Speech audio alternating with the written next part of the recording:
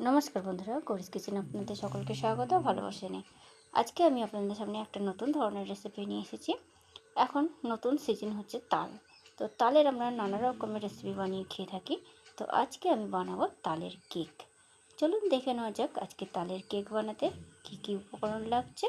খুবই কম সময়ের মধ্যে একদম নতুন ধরনের বানিয়ে ফেলবো তালের কেকের রেসিপি।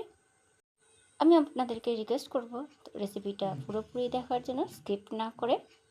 তাল নিয়ে নিয়েছি, নারকেল কুড়ো, তার সঙ্গে বাসি ভাত, সাদা তেল, চিনি, বেকিং পাউডার আর খাবার সোডা, তার সঙ্গে নিয়েছি ভ্যানিলা এসেন্স।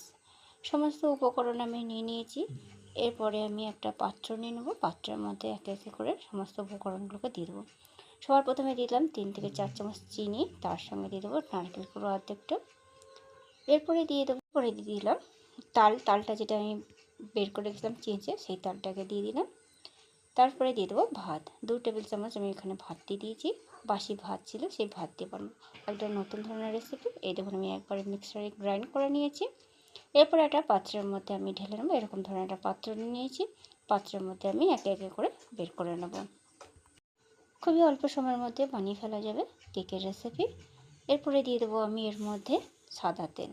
আমি এখানে 4 টেবিল চামচ সাদা তেল রেখেছি। সাদা তেলটা দিয়ে ভালো করে মিশ্রণ করে নেব এরকম একটা ডিম ফেটানো ব্যাটার দিয়ে। ভালোভাবে ব্যাটারটাকে আমি মিশিয়ে নেব। এরপরে দিয়ে দেবো বেকিং পাউডার আর খাবার সোডা বেকিং পাউডার 1/2 চামচ করে দিয়ে দিয়েছি। দিয়ে ভালো করে মিশ্রণ করে নেব।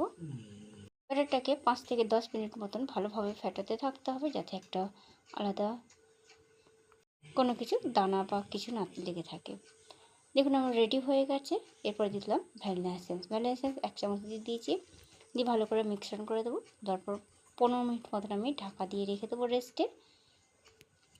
আমি ফিরে এসেছি। এরপর আমি একটা এরকম ধরনের কাগজ কেটে নিয়েছি, আর আমি কালো প্যান কড়াই নিয়ে নিয়েছি। আপনারা যে কোনো, আমি এখানে একটা কালো কড়াই নিয়ে নিয়েছি, আপনারা যে কোনো কেক টিন নিয়ে নিতে পারেন।